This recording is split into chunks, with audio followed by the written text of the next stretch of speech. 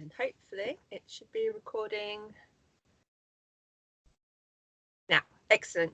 Okay, so thank you very much, Russell, for joining us today. I'm Janine Pipe. I'm an author, reviewer, podcaster, editor, just about everything at the moment. And Ken got in touch with me from Silver Shamrock, and he asked if Ben and I would host a series of interviews for some of the authors that have got work coming out at the moment. I think this is, are we number 5 now, Ben? Is that right? Yep. So we've spoken to quite a few of you guys, and we've got a whole year's worth of people to try and get through. So Ken's making us work for our money. And I am joined by the very lovely Ben. Would you like to introduce yourself? Sure. Hey, I'm Ben.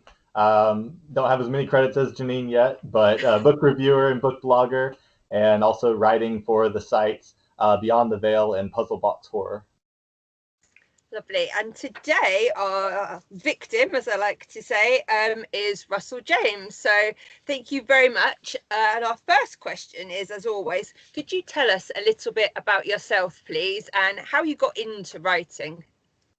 Well, I was raised in New York and went to college there.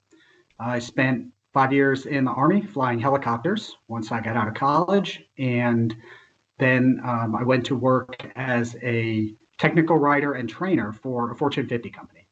And while I was doing that, I started to get into writing. And what would happen is my wife and I, if we were on a long car trip, I would say, you know, what would be a really good story is if this happened and this happened, something I had thought through in my head.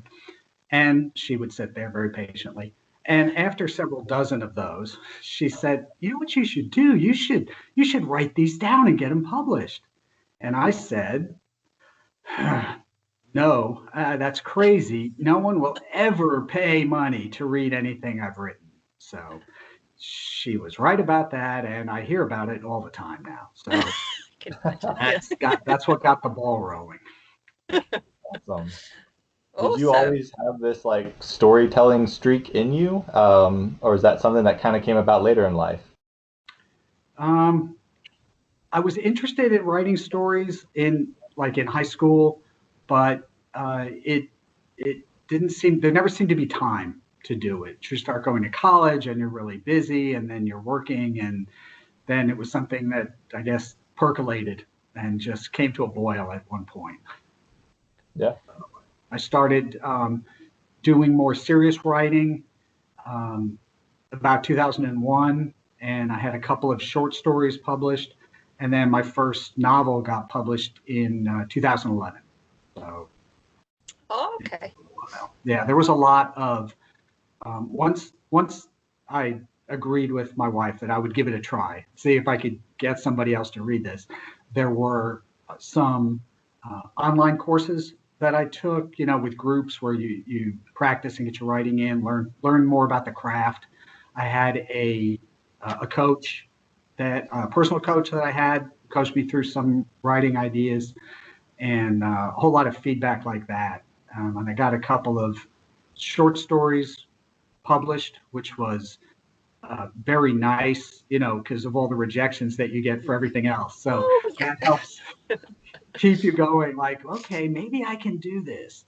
So that was the long process. So was it always going to be horror?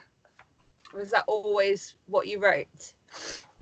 I think that one of the reasons that it ended up being horror was that the first books I read that were fiction that I read without ceasing, where I could pick the book up and put it back down 4 hours later and say, what happened to the day, was Stephen King. So I think that set a tone. When he could hit that chord with me, it seemed like that is what I'd like to hit, that same chord with someone else. Mm-hmm. Awesome. Is your wife always right? Because this is recorded, yes. Yes. She is always right.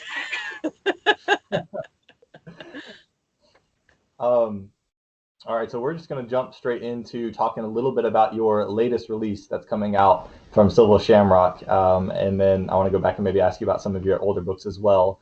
But the new one out, I think it was March 30th. It just dropped, so fairly recently. Yes, just on the 30th it came out. Yeah, awesome. Fairland Island, what can you tell us a little bit about that? Well, I was inspired to write this story when I went to the National Maritime Museum, which is in San Francisco, and it's right on the bay. And it had a display about Vareland Island. And it's an island, it's 27 miles off the coast in the Pacific Ocean. And it is rocky, it is barren, it's very small. And the only thing on it is a lighthouse because of the reef and the rocks that are all around it. And so lighthouse keepers have to live there. So there's the lighthouse, there's a couple of buildings for them to live in, and that's it. And I thought, of course, horror writer, oh, what a great place to terrorize people. Yes. So I started thinking about, all right, well, if that's there, what kind of problems could they have? What kind of supernatural things could go on? And it was a good setting because of the isolation, that it is way out there and the weather's usually terrible. So that got it started. And then I did some research on it, and big research was this book here, which is great if you want to get something on Farallon Island. And it's called The Fairland Islands. It's by Peter White. And it has the whole history of it from the first lighthouse that was put on in the late 1800s through the last lighthouse keepers that lived there when everything got automated. I think it was in the 1950s or 60s.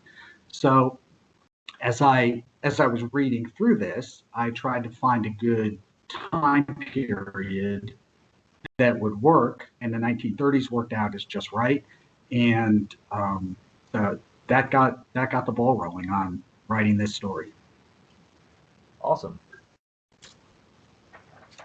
And that leads nicely into my next question, which is about it being set in the Prohibition era. And what kind of research you did for that, because and I'm glad you said so. That was the 30s, was it? Because that's a very American history, isn't it? So I was thinking, yes. I'm not sure. We didn't have anything like that in the UK. So how did you research all of that? Well, as I read through the book, I was trying to think what would a good time period be to set this, and the earliest lighthouse keepers that were there.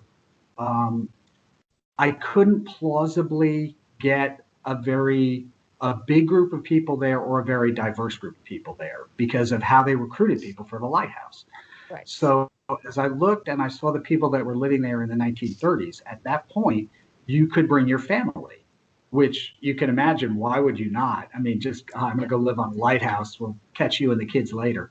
So there were families there. Plus, at that point, everybody there wasn't homogenous. So I was able to get characters in there that were immigrants. I have a Chinese immigrant who was out there, which was a big deal on the West Coast in the 30s, and someone who had immigrated from Mexico. So it's a good mix. I could have the families out there, and that's going to give me a lot of different reactions to the demon that one of the children accidentally releases from a cave that starts all the terror going. So but that's great. And in 1930, they still were only resupplied once every 2 weeks. So, and you didn't call for an extra boat and say, oh, hey, I forgot something. Could you give it to me? And they had some radio communication, but it wasn't very good. Mm-hmm. So that was much better than picking a later time when you could call and anybody could drop by. And of course, yeah. They really were isolated. Yeah. Yes. Mm-hmm. Have you seen the fairly recent film, The Lighthouse? No, I haven't seen that. Because I was trying to figure out what are my reference points for lighthouses, because I don't have very many. And I saw that movie, which I felt like did a good job of kind of like the isolation and the madness that can happen for the people that live there, and that are pretty much just them by themselves. And then the other one was, The Lighthouse from Annihilation. That doesn't really count. But but I felt like, the island, and that just seems like a perfect setting for a story like this. And I like that you thought about the time period so as far as wanting to have these diverse characters. Is that something that you usually think about when you're writing a story? Like what kinds of diverse characters can I have? Or is that something, more specifically, since you were doing it in such an isolated setting, you wanted a way to be able to kind of have more going on?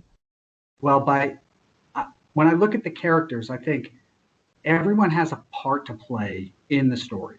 And if everyone plays the same part, then that's a pretty boring story. So the more different I can make the characters, the more different their reaction is going to be.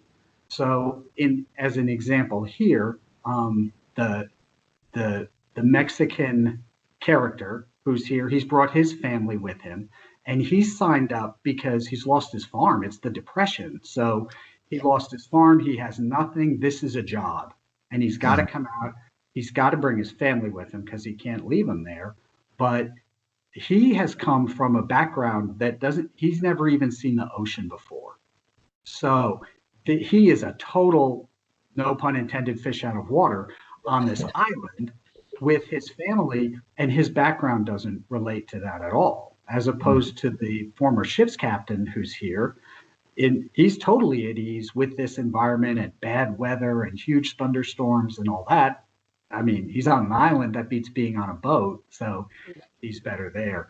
So I could get all those and then get different reactions from them because their motivations and what's important to each of them is going to be totally different. And that helps with more conflict.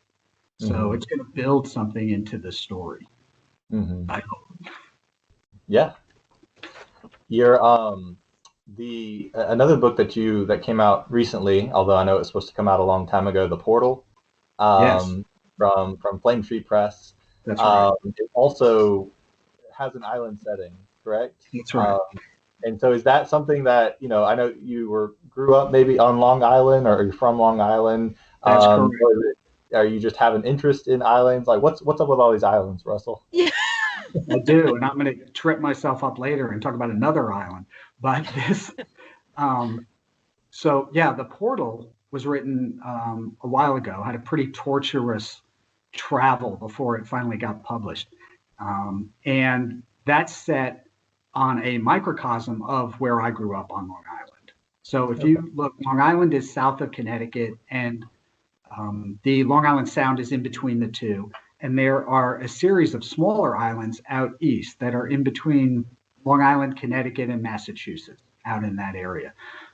And there's actually vacation spots like that. Martha's Vineyard is an example of someplace like that. So there's that was kind of the setting that I wanted to have for that story, so that the larger group of the town ends up being the one that gets put under the thumb.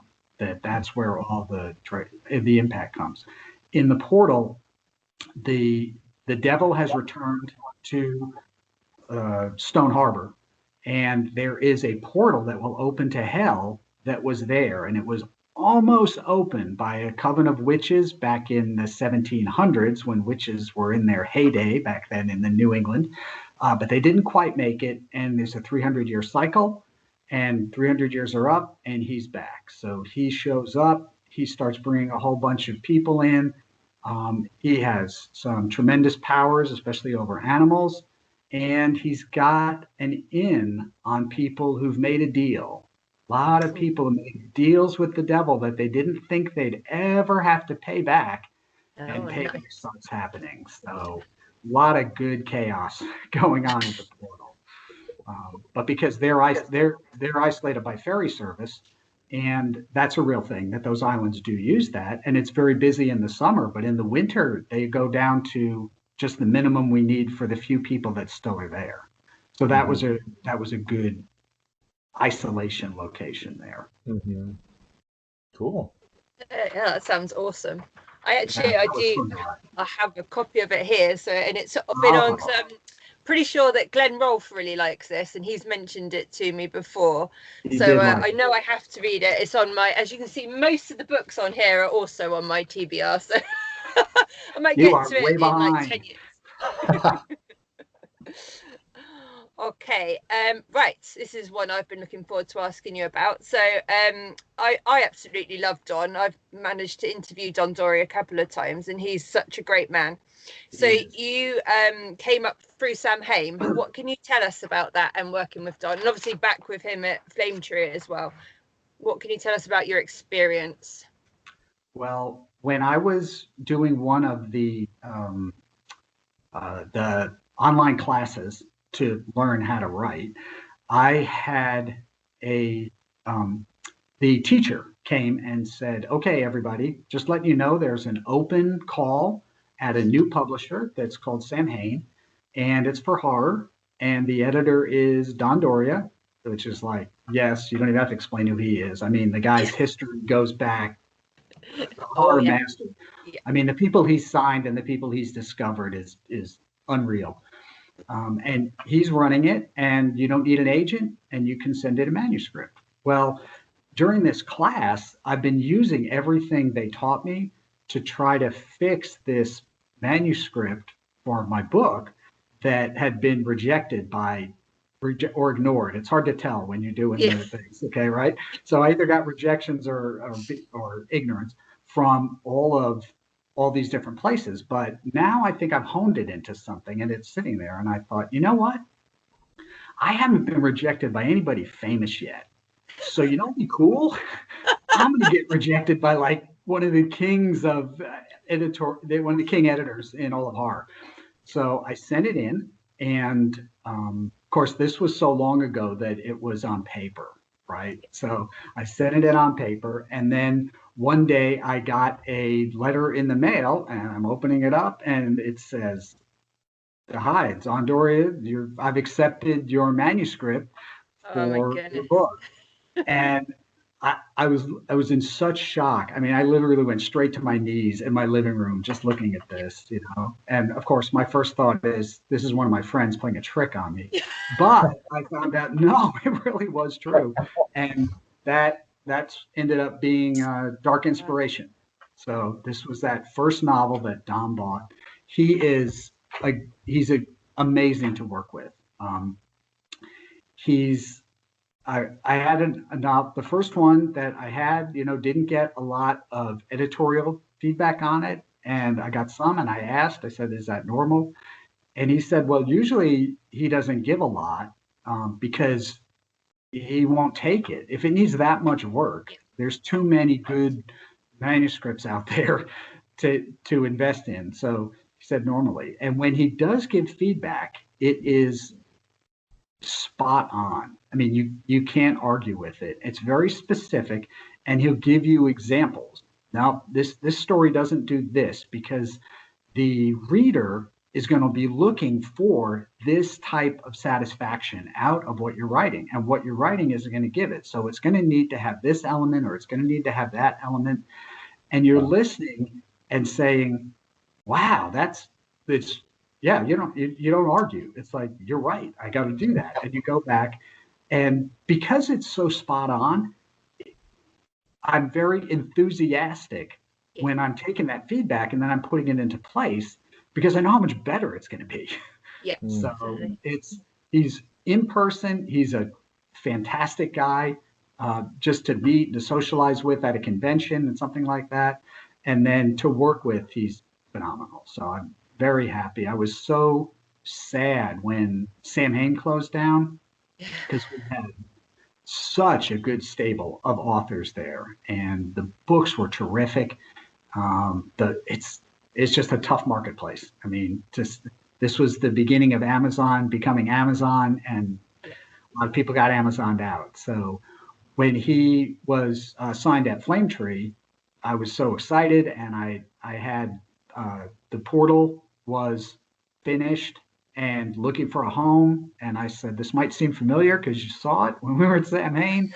And he remembered, and he liked it. And that got to be the first book I put out at Flame Tree. So it's a good story, and it's great. I hope it's got a long term at Flame Tree so we can keep putting out more books like The Portal and The Playing Card Killer. Awesome. So where are your books that were with Samhain? Have you put them out with other publishers, or?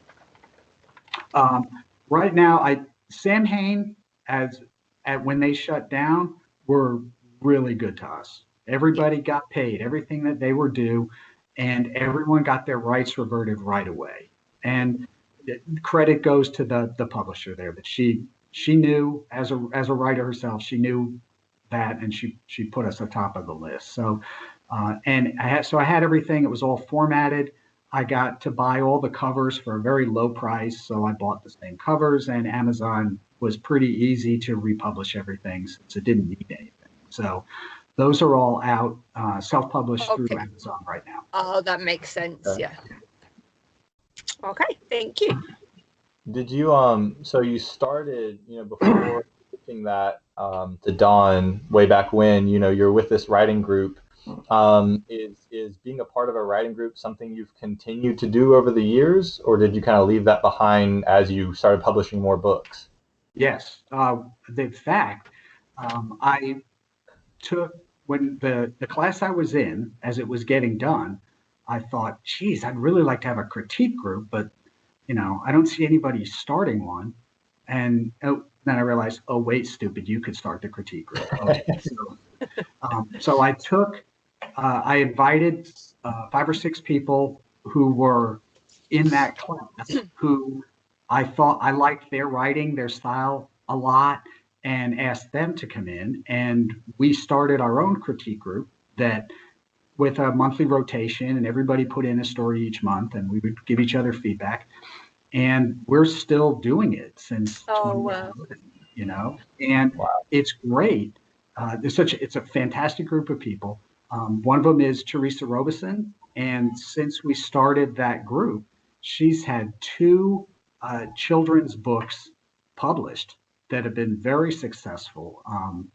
One of them was called the Queen of Physics, and one of them is called 2 Bicycles in Beijing, I think is the second title. And they're wonderful. And other folks have had short stories published.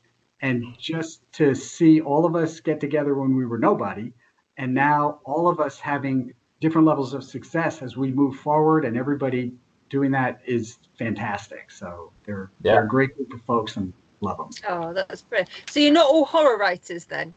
If she's got... Oh, no, okay. I'm trying to convince them, but I can't bring them over to the dark side completely. Oh. Even though they'll write something and I'll say, this is a horror story, right? No, it's not. Yeah, you've couched it as like a fantasy fairy tale thing, but no, it's not. So, but I'm trying to bring them in. Yeah. All right, so this just popped in my head, so I'm going to go ahead and ask it. I was exploring your website earlier. Lots of great content on there, and the way you write is just cracking me up. So your comments and little things like that. But I was scrolling through all the books that you've written and just looking at all the titles and covers and all that stuff. And there's a pretty wide variety of things. And then I feel like my eye caught one that said it was a YA fantasy. Is that okay? So you also have branched out a little bit from horror, or is it also horror? I had this inspiration to write that story, which was set in the Florida Keys, and it's called Mirza Anselmo and the City Beneath the Sea. And there's a girl living in the Florida Keys with her mother, never has known her father. And as she's in high school, she finds out quite violently that she is half mermaid. And the reason that she's never known her father is that he came ashore during a king tide, which is when when they can have legs and walk on shore, and had a liaison with her mother and then left. And of course, she can't explain that to her daughter, but she does find this out. And then she gets the chance to decide, do I want to stay here with my mother, which has been a really rough relationship with her because her mother has some serious mental issues. Or do I want to go live a totally new life under the sea, which seems pretty alluring. But as she finds out and gets involved with that, she realizes that there's a lot more going on down here than I ever thought about. And now she's in the middle of a fight between the descendants of Atlantis, who have become mermaids, and the descendants of satyrs, who are still on Earth, still living like human beings, and the conflicts that they had.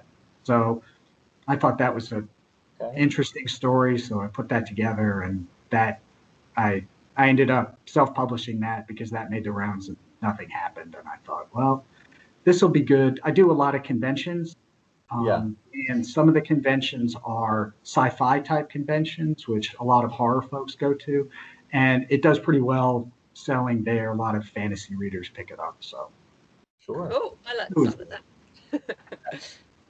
Sorry, I just had to ask. That one popped out at me when I was scrolling. So you are there any, because you've also, I mean, within horror, it seems like you've written a fairly wide variety of story types, and there's it looks like a series maybe about a paleontologist, and those look awesome. I definitely want to go get those because there's like dragons and giant crabs and dinosaurs, kind of fun stuff. It sounds amazing. Awesome. There are two series that are published through Severed Press, and one of them is with their covers are amazing. Definitely, They've cornered the kaiju giant monster niche in horror and sci-fi.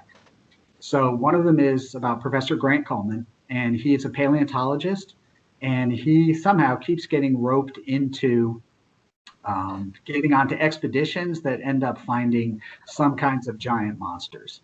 And those books are more adventure type stories than straight horror. They're in the way that a Godzilla movie or a King Kong is an adventure rather than horror.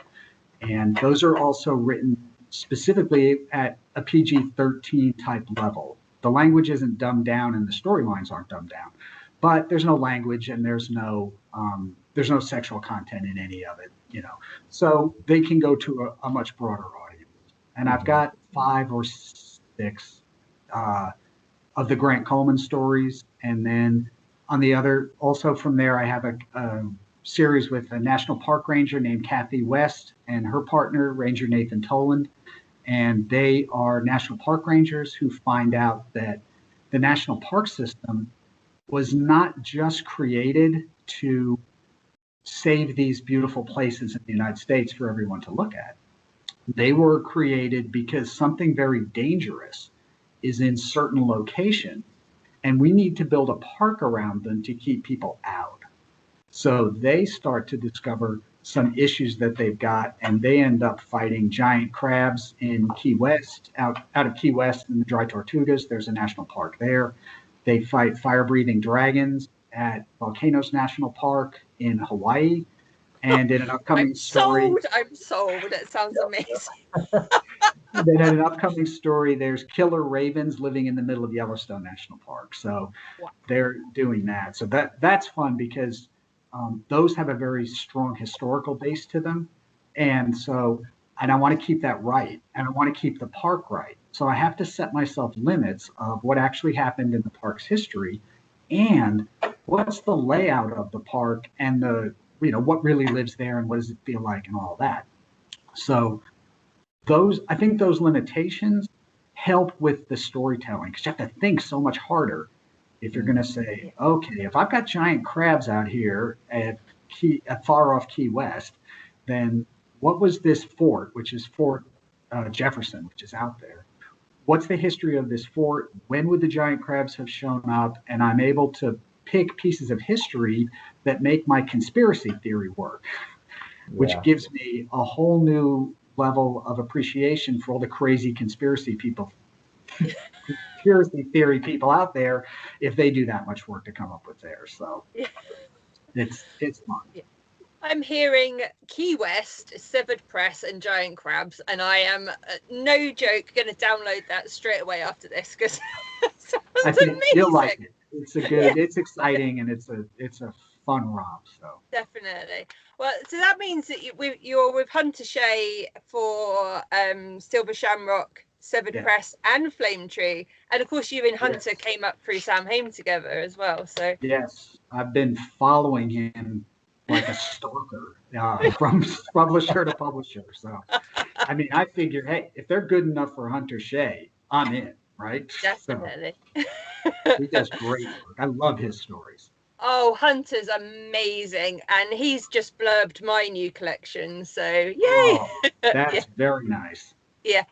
And Brian Keane as well just blurbed my collection. So and You're Glenn on. wrote the forward. So I've got all the big guys on You board. have Yeah, everybody in your corner. I sure do. Yeah. Ben Right, will be Ben, doing this I think it is podcast your alone very quickly. Yeah, I know. She's going to leave me. Just me in my empty room. That's it. It's your go, Ben, I think. Okay. Well, I keep thinking of questions we didn't write down. Sorry. Well, actually, to quickly go back, kind of, I guess. So these kind of adventure stories that you're writing, and I like what you were saying too about the having that historical, and it kind of makes you think more about it. And you're also, I mean, you're flexing a lot of kind of creative muscles as well. It seems like with the different types of stories that you're writing or that you've written. Are there any genres that you haven't really dipped your toes in yet that you kind of would like to, or any other kind of historical settings that you're interested in exploring? Right now, I'm looking at. I've got a finished manuscript that's historical horror set during World War II, and that's a group of people that are brought together who don't have any superpowers or anything like that, but they're there to keep the SS from gathering supernatural items that they can use in the Reich. So that's a fun one that I'm putting together. And I have another story. It's about half done. It's set in California in 1870, I think. I got to go look it back up again. But it's set in the California mission system, which the Spanish government set up to populate California. And they went out and they put a series of 21, I think, missions up the coast, and they were populated by a small contingent of the military and Franciscan priests who were there to convert the locals and that kind of thing. And what I've done is taken that and turned that on its side and said that the missions weren't set up for that reason in real life, that in reality, demons were possessing people up through the California coast and working their way down to Mexico. And when they found out that this is where everyone's coming from, that's why they sent religious people up there. Because really, does that make sense? I mean, if I'm going to populate a place, is that my priority? So that's a nice historical demon possession type story that I'm working on. That hopefully that'll see the light of day at some point. Awesome. Those both sound cool. I was going to say, when you were talking, maybe, your stories are real. I'm going to be excited, and I'm also going to learn something. And I was like, well, maybe, I don't know, if you're twisting it, right? It'll be against your will, but you'll learn something. So. Right, yeah. But just having that research, and that historical setting and all of that, it's really cool. All right, changing gears a little bit. So who are some of your personal favorite authors, and how have they influenced your own writing? Well, anybody who writes horror and doesn't say that, they were influenced by Stephen King and Dean Koontz and that whole generation of horror authors is lying. So I'm not going to lie and say that didn't happen. Most of my current reading that I do now is among the authors from the presses that I'm publishing with, because not that I look at them as like I'm competing with them, but they're representing that publisher, and I need to be that good, right? Because that's what the expectation for those folks. So out of Silver Shamrock, I read Catherine Cavendish. She had the Malin Witch come out with them, just terrific. She is, the queen of Gothic horror. I have never read something bad that she's put out, and they're captivating. I've read Somer Cannon, also has a book out with them that's next on my TBR list, that she and Wesley Southard have Slaves of Gravity out. That's next on my Kindle. I like her writing a lot. Brian Moreland has a book coming out. He also published with Samhain. He does good historical background on his stories also, and they are brutal. And so I like reading his. Out of we mentioned Hunter Shea. Can't not read anything Hunter writes, whether it's for Silver Shamrock, whether it's for Severed Press, Flame Tree, all great stuff. And also out of the last couple I've read from Flame Tree, I've gotten off NetGalley, and one of them is, the last one is, I think it's the Nirvana Experiment from Brian Pinkerton. Oh, and okay. He was writing good horror, and he's kind of transitioned. The last two books here have been near future sci-fi thrillers, and they've both been really good. And I think his Nirvana Experiment comes out pretty soon, and it's near future, and it's terrifying because everything in it you really think is going to happen tomorrow. So Right. So that's who I stick with. I watch the publishers, all the authors are really good, and I just try to see if I can pedal fast enough to keep up with all of them. Yeah. Makes sense. Okay. The second question that I was most excited for. Can you tell us a little bit about your love of Walt Disney World? And how did that start? How did you get into Disney? Okay. Well, since you're not from America, I'll brief you on some of the Disney background, okay, that goes with that. So in 1971, Disney World opened up, and I'm a child of an age that I won't share with everybody. And Disney promoted the heck out of this on a TV program that was on every Sunday called The Wonderful World of Disney. And they would show Disney things, and Walt would sit behind his desk and tell you about all the great things that are going to happen in Disney World and behind the scenes and all of that. So in 1971, my parents took us down to Disney World, and it was amazing, and it lived up to all my expectations as a little kid. It was just loads of fun. Well, now I live in Central Florida, so I'm 45 minutes from Disney World. So I thought a pass. And, it's a great that, I'll be writing and get to something and finish a section or finish a book or finish a project. And that's a great place to go for the day, pretend you're a tourist, have fun, go ride some rides, have some great lunch there, and, spend the day. So it's a good time. Are you an annual pass holder then? Yes. Yep. Yeah. It's the only way you can make it worthwhile financially. Yeah. It's really expensive on a one-day-a-day kind of thing. Oh, so. yeah, definitely. Yeah. Oh, yeah. I'm so envious. I've never actually been. I just somehow missed, that growing up, haven't done it and still haven't done it yet. I've got little kids of my own, so maybe that's, in the near future to experience. But Janine is like the biggest Disney World fan that I know, actually. Do you go often? Well, as often as we can from the UK. So last year was meant to be our 10th trip, so it's not too bad. Yeah, and we've got it booked again hopefully for December. This is like the third time we've had to rebook, obviously, because we weren't allowed to go to America and all that kind of stuff. But yeah, as much as we can say that we are Disney fans, we are pretty big.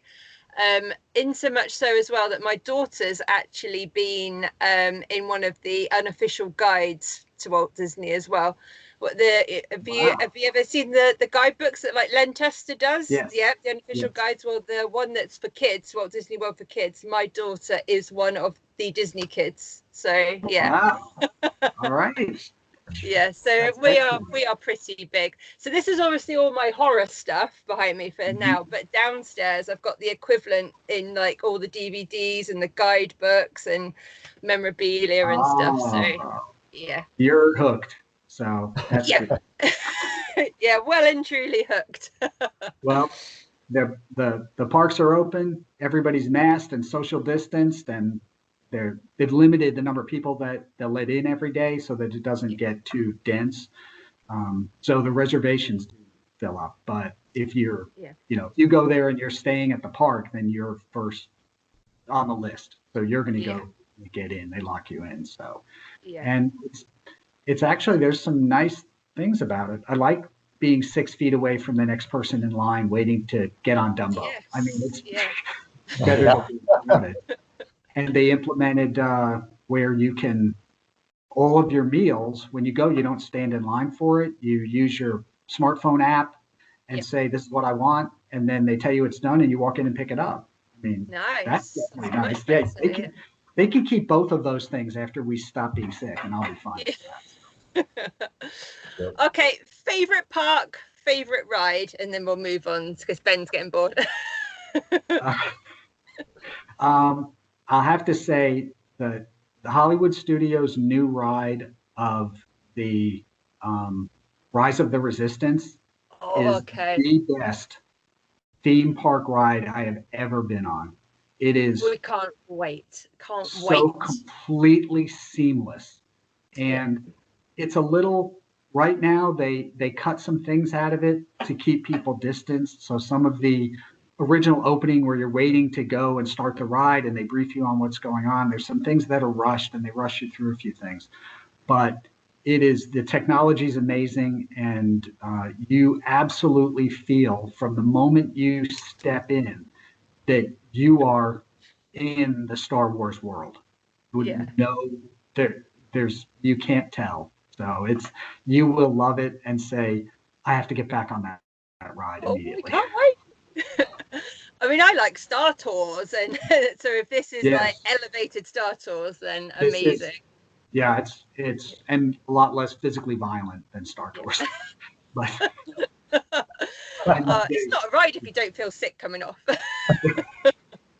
They do like Mission to Mars, so good. Oh, Mission to Mars is not good. That's the only ride that I got off of, and I felt physically ill the rest of the day. I mean, the G-forces on that were more than I was ready for. So. Oh yeah, and the only other ride that I can't do is actually the teacups. I don't do any spinning, so I can do roller coasters. Inverted loops, corkscrews, all of that is fine, but spinning means you're going to see my lunch, and you don't want to see it. And I've already seen it once, so I'm good. So I'm exactly the same. Whereas my child, my daughter and husband don't mind, so they go off and do like Alice's teacups, and I'll be like, I'll meet you up by Gaston's. I'll be getting a cinnamon bun or something. I'll take pictures of you while you're on it. Have fun. That's it. Okay, sorry, Ben. No, it's fine. I don't know exactly what all that means, but I like roller coasters and I like Star Wars, so we're good. You've got to take your kids. Well, it's expensive, so you better start saving like last year. But and make sure that they're tall enough to get on the rides. There's like 46 inches or 48 inches or whatever that is, or they'll be disappointed when they get up to get excited and the hand goes here and they're like, sorry, son, because they cut no slack. Yeah, that is something we talked about. We want to do those kinds of things with them, but make sure they're old enough to be able to do it and maybe remember it, and enjoy it. All right, so to take it back a little bit, actually, I want to go back to Fairland Island, if that's all right. And, so you have this setting and you're doing the research for it. And you have, maybe an idea of the general outline of it. How much more do you do before you start writing everything out? Like, are you one of those writers that likes to plan everything, or you just kind of like, I have an idea, I'm going to dive into it?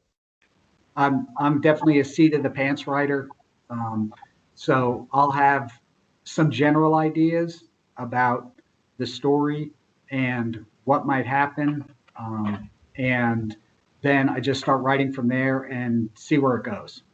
And it's an incredibly inefficient way to write because you spend a lot of time thinking about stuff and a lot of times throwing away things you've already written. But That's how it works for me. And then while I'm writing and I have ideas about what I want, about something that might happen in the future, then at the bottom I'll just create a new heading that says chapter XX and then write in, in this chapter Grant Coleman meets the Tyrannosaurus, because I know that that's going to happen in the future. So that kind of, I don't have an outline, but I have plot points that I don't want to forget about.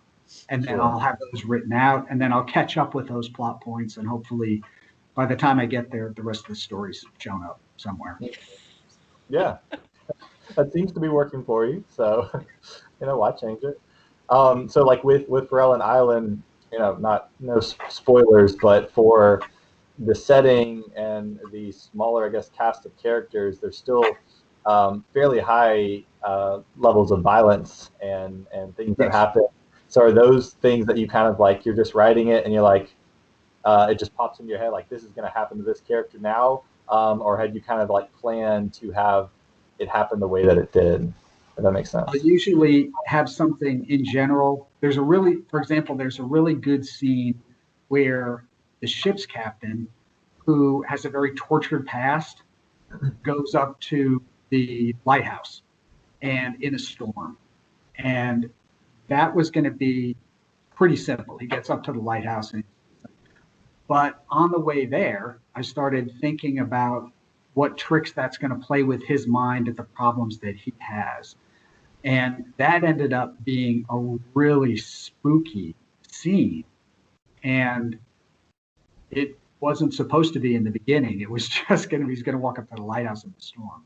So sometimes, your imagination kicks in, and that's what I find. The more I'm absorbed in the writing, that you can get into that place. You can feel that, and you can get an idea about kind of a movie playing in your head and what's going to happen, and then those will grow out. Generally, if someone is going to be in their last chapter, I'll kind of have an idea about why, because I know who's going to kill them. It's not a surprise on that. And then generally know how they're going to die, and then the details of around that, of the action and how to build suspense in the scene and how to keep people engaged with it, then that all has to come organically at the time. And that usually gets a pretty severe rewrite on the second pass, as you get in it and see how you can make that better. So Yeah. Awesome. All right, Janine, you got anything else? Is it not yours? Are there any upcoming? I kind of made a lost track.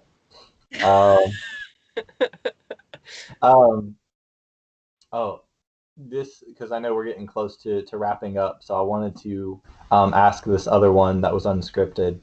On your website, another section of it is devoted, it's called Master the Craft.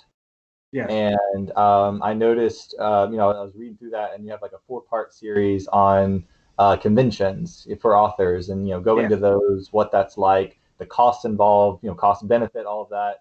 And I'm not an author, but I found it super interesting. I was reading all through it, and I was just curious, why did you feel like you wanted to write that and have that on your site? Kind of what was the reasoning behind that? There's a lot.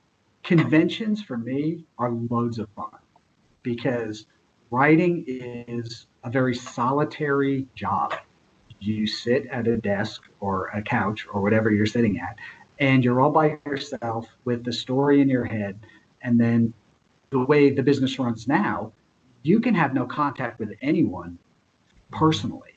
You email off your book, someone emails you back the galley proofs, you send it back out, it gets published. It's all happening theoretically, as far as you know. And it's only when you get to go to a convention that you connect with someone who read your book. And usually they're not coming at you with a knife, so they liked it, which is nice. And then, so they'll come back, and to get that feedback of all of that work that seemed to go on in a vacuum, now someone comes up to you and says, wow, I read this book and it affected me positively this way. And it had that. And I've had some of the Grant Coleman books. I've had parents come back and tell me, I bought this and my kid's an advanced reader, and I thought he'd be able to handle it, and I did, and he loved it. And I've had him come back and buy more books, and it's something that my kid likes. I've had people tell me that certain elements of stories that I did echoed their personal life.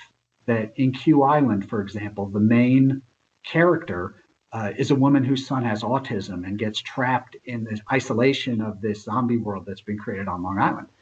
And I've had people come up to me and say that I read this book and I had to come tell you that my son has autism, my daughter has autism, and you nailed it. You nailed the feelings of being that parent. And it was so nice to have, and this just chokes me up. It was so nice to have someone portray an autistic child positively. Yeah. And I'm like, how could you portray them badly? I mean, I don't understand. And they'll tell me, no, people make autistic children the bad, the evil person in the story. Oh, well, I wouldn't read that book. So, but so conventions are fantastic, and they're so rejuvenating that I'll frequently go home at the end of the day after 10 hours on my feet talking to people and all of that, and be excited about writing because I've seen that, I've seen the impact now. So I have a lot of people ask me about that. And I've definitely been to conventions where I've had, especially first-time authors, show up and be tremendously disappointed because it's not free. There's a hefty fee to get that table and to buy your books and to invest in something for the table so it looks good. And I didn't want to dissuade other people from doing it, but I wanted them to have a realistic expectation and to look at it from the business perspective and not just the emotional perspective of, I think I'm going to sit here and new people are going to discover me and I'm going to have a line and I'm going to sign books, because that's not going to happen. So I wrote out all that. I wrote out those posts, and then a lot of first-time authors that come up to me and ask me about it, now I can reference them to it.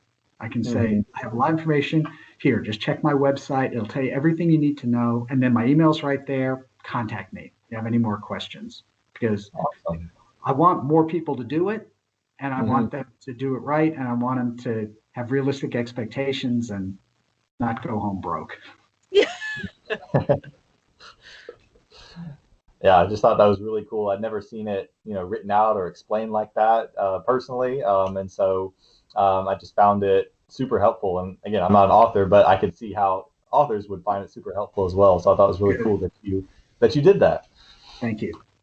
I know we mentioned at the very beginning of all of this there were going to be 3 islands mentioned by the end of this interview because we got Vareland Island, we got the portal. Was Q Island the third one? I'm just curious. No, the third one is coming up. Okay. So I've got 3 books coming in the future. The first one is coming out July 6th. It's coming from Silver Shamrock. It's called Lambs Among Wolves. And it's the kind of The Exorcist meets the Da Vinci Code, where there is a teenage girl who gets hooked up with an exorcist priest working in France. She comes from America, and she gets embroiled with what he's doing, which is trying to foil a plot by Satan to unravel the entire Catholic Church.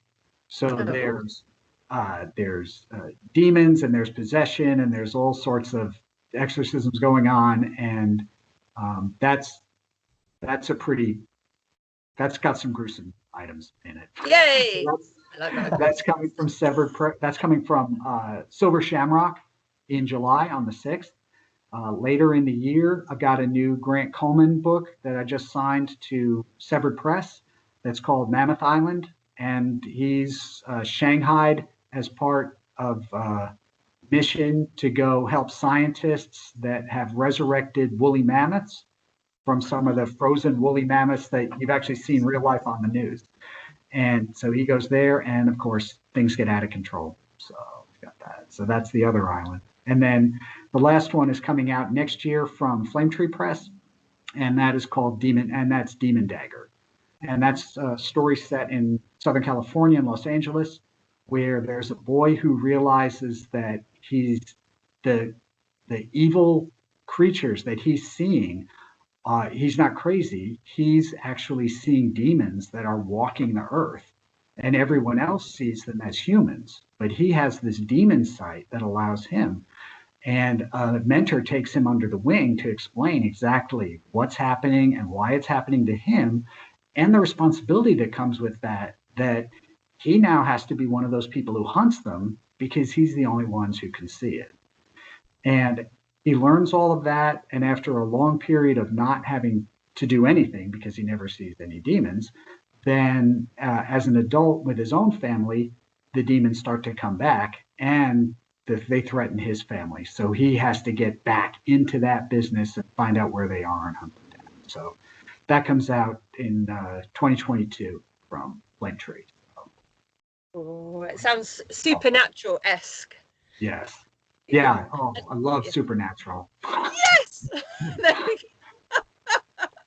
My favorite TV show in the whole world. It is. And, the last season is just, no, come on, guys, please, no, don't stop doing this. I know. How many TV shows last 16 seasons and aren't stale by the time they get there? Right. No.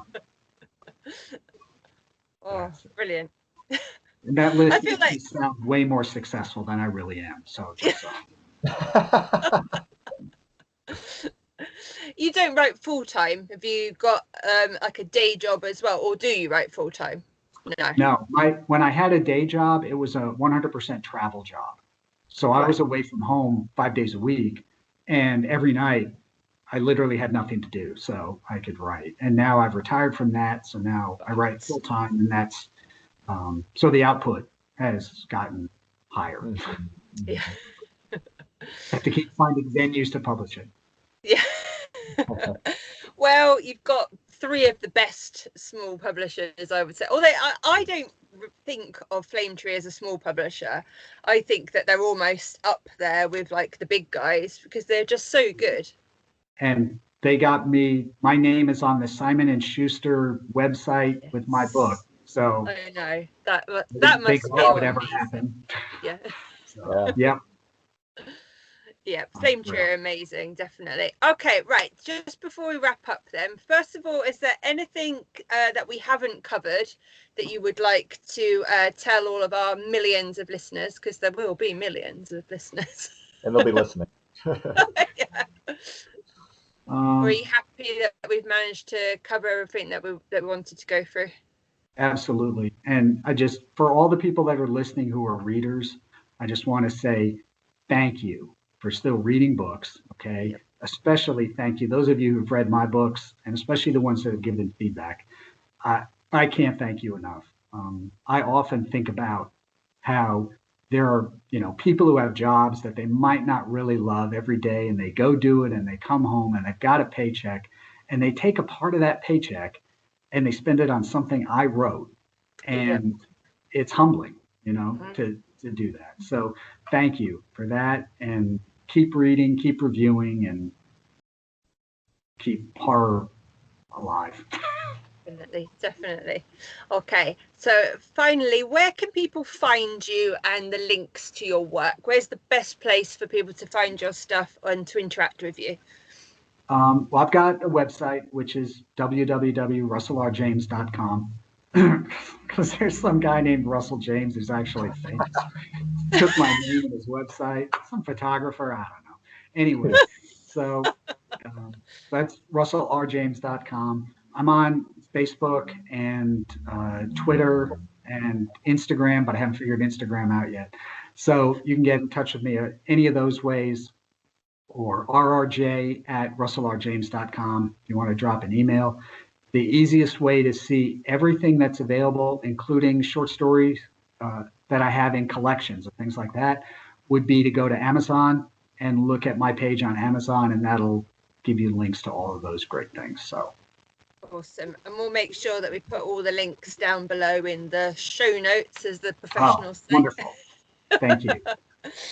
Okay, well, thank you ever so much. The only thing I'm disappointed about is, where's Timothy?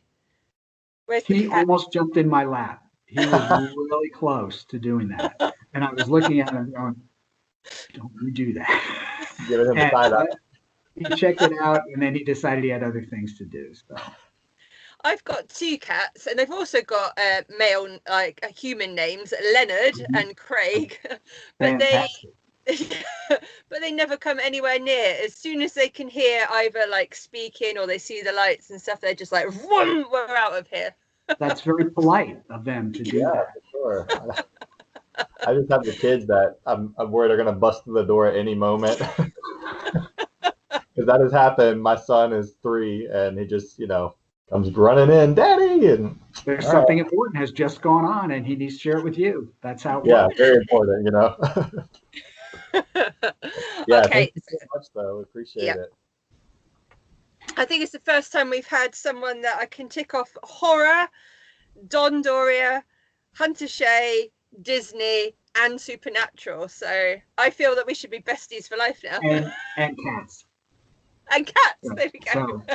So that's it. That's it. Brilliant. Thank you ever so much. Enjoy the rest of your day. Thank you. This Bye. was great. Have fun, both of you. Bye. Take care. Bye. Bye.